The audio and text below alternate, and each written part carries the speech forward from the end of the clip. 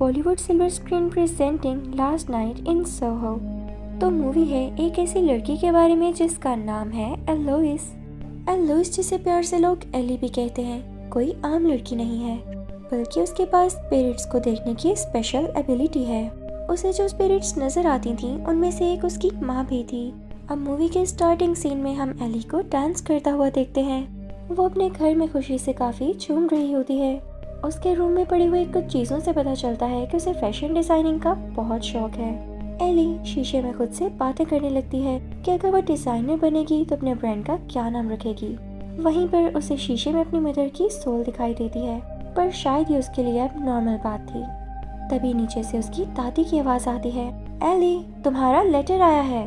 Eli भाग कर नीचे जाती है। वो लेटर को ऐसे खोलने लगती है जैसे उसे इस लेटर का काफी टाइम से इंतजार था। अरे ये क्या, लेटर देख के वो बहुत खुश होती है। ये लेटर तो यूनिवर्सिटी ऑफ लंदन से था। उसे लंदन के टॉप डिजाइन स्कूल यानी यूनिवर्सिटी में सिलेक्ट कर लिया गया था। वो खुशी से चिल्लाने लगती है, I am going to London.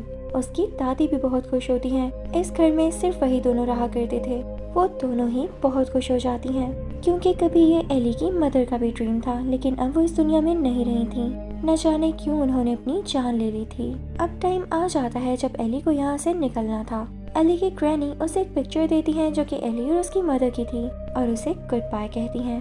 अब क्योंकि एली को लंदन में रहना था तो एक हॉस्टल में जाती है। वो काफी एक्साइटेड होती है, लेकिन हॉस्टल का एनवायरनमेंट देख के वो काफी डिसअपॉइंट हो जाती है। वहाँ पे लोग ड्रग्स ले रहे होते हैं, और तो जो उसकी रूममेट होती है वो काफी रूड और बदतमीज होती है। ये चीज एली को बिल्कुल अच्छी नहीं लगती, तो वो वहाँ से निकलती है और एक ऐसा रूम लेती है जहाँ पर वो रह सके। पर ये कोई ऐसा वैसा रूम नहीं था, ये एक किलर रूम था। अब एलोइस यानी एली काफी थकी हुई होती है, तो वो फौरन से सो जाती है। लेकिन उसे क्या पता था कि यहाँ पर सोना उसकी अगली पूरी जिंदगी चेंज कर सकता है। उसके सोते ही एक बहुत अजीब चीज होती है।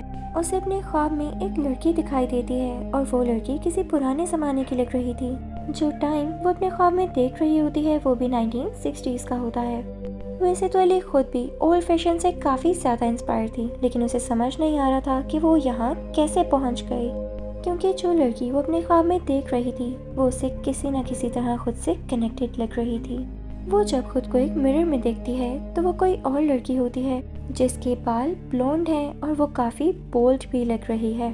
अब यहाँ पर ये बोल्ड लड़की जिसका नाम सैंडी है, ये कैफे में जाती है, जहाँ पर वो एक ऐसे आदमी से मिलती है जिसका नाम है जैक, और वो एक शो ऑर्गेनाइजर है। मैंने बताया कि सैंडी एक बोल्ड लड़की थी और जैक भी ऐसा ही था। यहाँ पर ये दोनों मिलकर डांस करने लगते हैं। रात होने पर जैक सैंडी को उसके घर ड्रॉप करता है, और आप ये देखकर हैरान रह जाएंगे कि ये वही घर है, वही कमरा है जहाँ पर एली अभी रह रही है। बस यहाँ पर एलोइस का विजन खत्म हो जाता है, यानी वो अपने ड्रीम से उठ जाती है।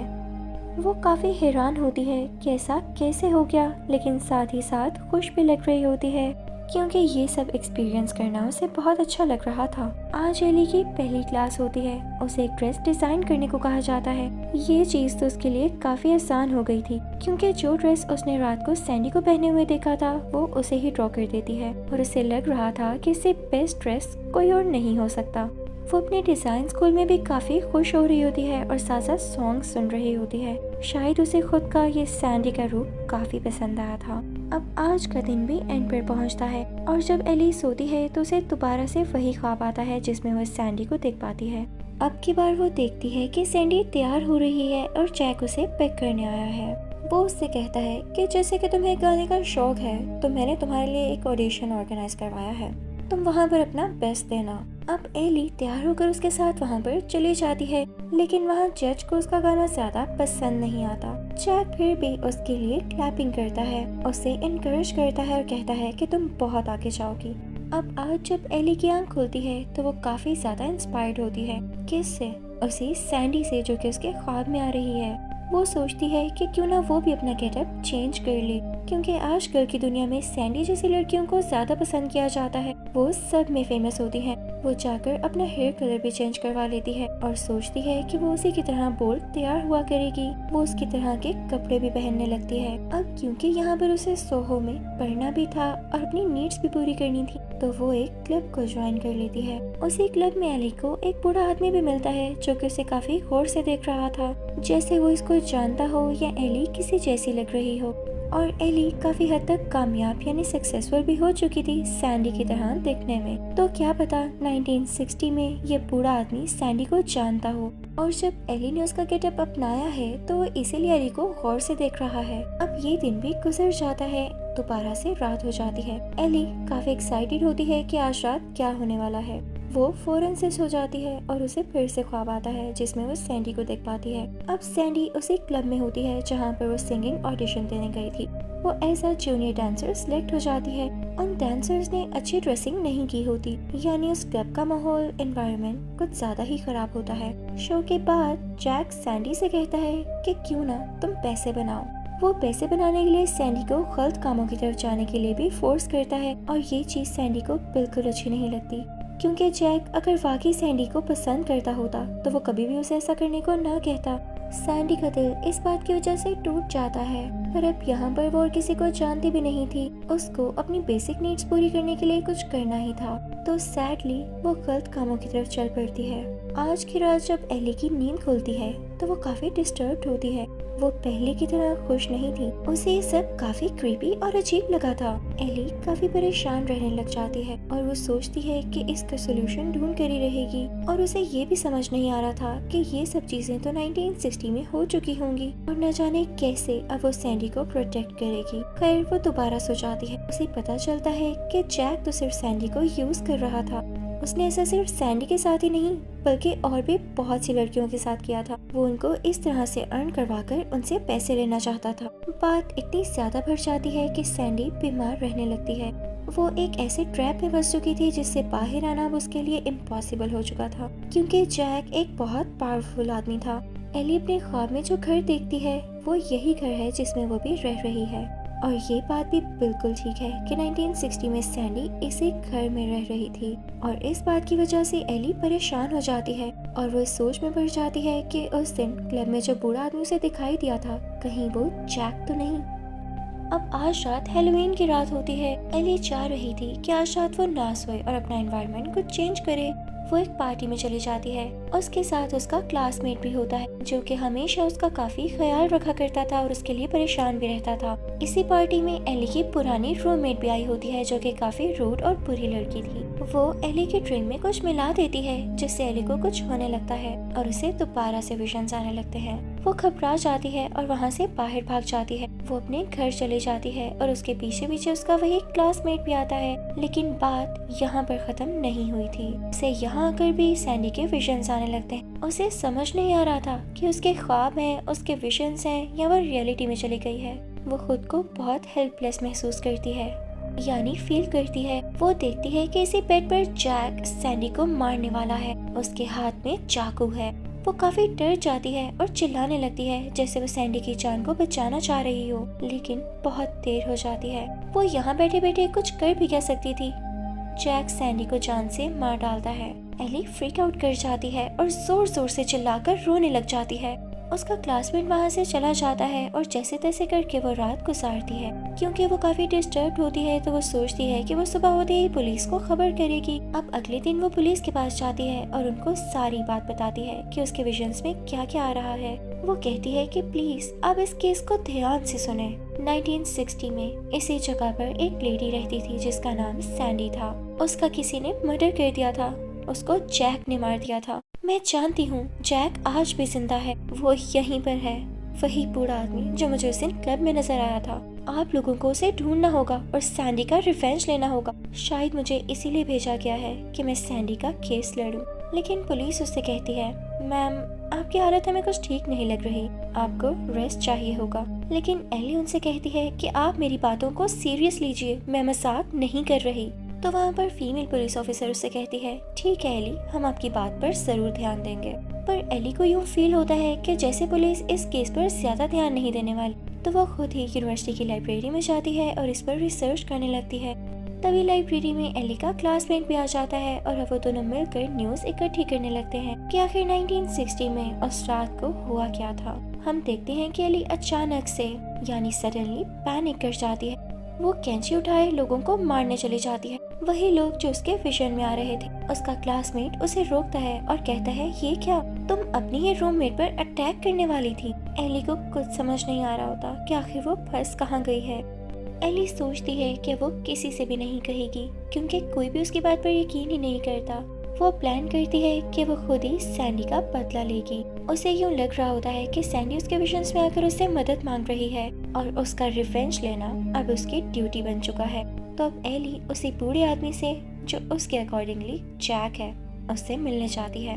अब एली उस बूढ़े आदमी से कहती है कि तुम जैक हो ना, तुमने ही 1960 में सैंडी को मारा था। तो वो बूढ़ा आदमी कहने लगता है, नहीं बेटा, मैं जैक नहीं हूँ, मैं सैंडी को जानता जरूर हूँ और मेरे लिए तुम्हें बताना ये जरूरी नहीं कि मेरा नाम क्या है, बस तुम ये जान लो कि मैं उसका वेल विशर था। एली को लगता है कि ये झूठ बोल रहा है तो वो उसको चेस करने लगती है, लेकिन बाहर रोड पर जाते ही बूढ़े आदमी को एक गाड़ी टक्कर मार देती है। वो गिरकर बेहोश हो जाता है। एली फौरन से एम्बुलेंस को कॉल करती है क्योंकि अभी इस बूढ़े आदमी से इसे और भी बहुत कुछ जानना था। लेकिन तभी वहाँ पर उसे क्लब की ऑनर बताती है कि ये बूढ़ा आदमी एक डिटेक्टिव था। वो उसे सैंडी के बारे में बताती है कि जब सैंडी पर बुरा वक्त आया था तो ये डिटेक्टिव सैंडी के पास उसकी मदद करने गया था। असल में सैंडी को तो जैक ने मारा है, ये बूढ़ा आदमी जैक तो नहीं। तो फिर आखिर जैक है कहाँ पर? एली को कुछ समझ नहीं आ रहा होता और उसे अब गिल्ट भी हो रहा था कि उसने इस बूढ़े आदमी को इतनी चोट दी। वो डिसाइड करती है कि वो अपनी ग्रैनी के पास वापस चली जाएगी और लंदन को छोड़ देगी। वो काफी ब्रोकन फील कर रही थी। उसे तो अब अपनी करियर की भी कोई होश नहीं थी। उसकी मेंटल हेल्थ इतनी खराब जो हो चुकी थी। अब वो अपना सारा स्टफ पैक करती है और लंदन जाने के लिए तैयारी करने लगती है। जाने से पहले जिस घर में वो रह रही थी उसकी ऑनर उसे चाय देती है और कहती है कि एली मेरे पास आकर बैठो, मुझे तुमसे कुछ बातें करनी है। वो एली को बताने लगती है कि जिस सैंडी की तुम बात कर रही हो वो इसी घर में रहती थी, उसी कमरे में जो मैंने तुम्हें रेंट आउट किया है। अगर मैं तुम्हें राज की बात बताऊं तो वो सैंडी कोई और नहीं बल्कि मैं ही हूँ। यहाँ पर कहानी ट्विस्ट लेती है और हमें असली बात का पता चलता है। ये बूढ़ी औरत जिसका नाम मिस कलिंस है, यही सैंडी थी और जिस रात जैक ने इसे मारना चाहा तो इसने खुद ही जैक पर अटैक कर दिया। इन्होंने जैक की गर्दन में चाकू मारकर उसकी जान ले ली थी, लेकिन पूरी दुनिया को यही लगने लगा था कि जैक ने सैंडी को मार दिया है और इन्होंने यही सोचा कि ठीक है, दुनिया से सोच रही है तो उसे सोचने दो, वो खुद को बिल्कुल चेंज कर लेंगी। और तो सैंडी ने ये भी सोचना शुरू कर दिया कि इस दुनिया से बुरे लोगों का खात्मा होना चाहिए, यानी उनको मार देना चाहिए। वो क्लब जाती, वहाँ से बुरे लोगों को लाती और उन्हें मारकर बेसमेंट में बंद कर देती। और ये उन्हीं लोगों की सोच थी जो कि एली को उसके विजन में आया करती थी। कहा जाए तो इस बूढ़ी औरत की भी सोच कुछ गलत थी, क्योंकि आज इसने एली की चाय में भी कुछ मिला दिया था। एली डिजी फील करने लगती है और इसी बात का फायदा उठाते हुए ये बूढ़ी औरत यानी कि जो सैंडी थी वो इसे भी मारने लगती है ताकि ये बात यहीं की यहीं रह जाए। लेकिन तभी उनके दरवाजे की बेल रिंग होती है और ये कोई और नहीं बल्कि एली का क्लासमेट होता है। बूढ़ी औरत जो कि सिगरेट पी रही होती है उसे छोड़कर उठ जाती है।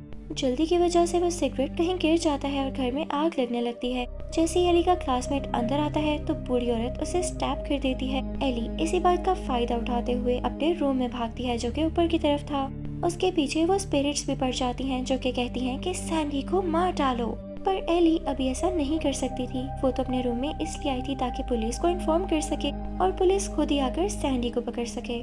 देखते ही देखते ये सारी स्पिरिट्स उसे मिस कलिंस के पास चली जाती हैं, यानी उसी बूढ़ी सैंडी के पास। उनमें जैक की स्पिरिट भी होती है जो कि अब सैंडी की जान लेना चाहती थी। सैंडी यहाँ पर सोचती है कि वो सुसाइड कर ले, क्योंकि अगर पुलिस यहाँ पर आ गई और पूरी दुनिया को पता चल गया तो वो तो वैसे भी मारी जाएगी। जब मिस कलिंस खुद को मारने वाली होती है तो एली उनसे कहती है, नो, आप ऐसा नहीं करेंगी, मैं आपको समझती हूँ, मैं भी एक औरत हूँ, मैं जानती हूँ कि जो जो कुछ आपकी जिंदगी में हुआ आपने सबका बदला लेने के लिए ऐसा किया, लोगों को मारा, लेकिन रुके, अब अपनी जान न लें, सब कुछ ठीक हो जाएगा। लेकिन वो बूढ़ी औरत यानी सैंडी कहती है कि नहीं बेटे, मैं जान गई हूँ, जो भी था मेरे साथ गलत हुआ, लेकिन मैंने भी तो गलत किया, तुम यहाँ से चली जाओ, अपने दोस्त को भी बाहर निकाल लो, मेरा एंड इसी तरह लिखा गया था। अब क्योंकि वो घर पूरी तरह से जल रहा था, वो बूढ़ी औरत ऊपर वाले रूम में चली जाती है और उसी घर के साथ जल जाती है। यहाँ पर स्क्रीन ब्लैक हो जाती है। अब हम कुछ साल बाद का टाइम देखते हैं जब एली एक सक्सेसफुल डिजाइनर है। वो रैंप पर वॉक कर रही होती है और उसके कपड़े देखकर पता चल रहा होता है कि उसने इन कपड़ों को पुराने फैशन से इंस्पायर होकर डिजाइन किया है और वो काफी खुश लग रही होती है। यहाँ पर हम उसकी ग्रैनी को भी देखते हैं और उसके क्लासमेट को भी, जो कि उसे चीयर कर रहे होते हैं और उसके लिए बहुत खुश होते हैं। एली को उसकी मदर की भी सोल दिखाई देती है, वो भी उसके लिए बहुत खुश होती हैं। साथ ही साथ उसे सैंडी का भी विजन आता है और यूं लगता है कि जैसे सब लोग एली को थैंक्स कर रहे हों। इसी के साथ ये movie last night in Soho खत्म हो जाती है। आई होप आपको ये मूवी अच्छी लगी होगी। Thank you so much for watching. Good bye.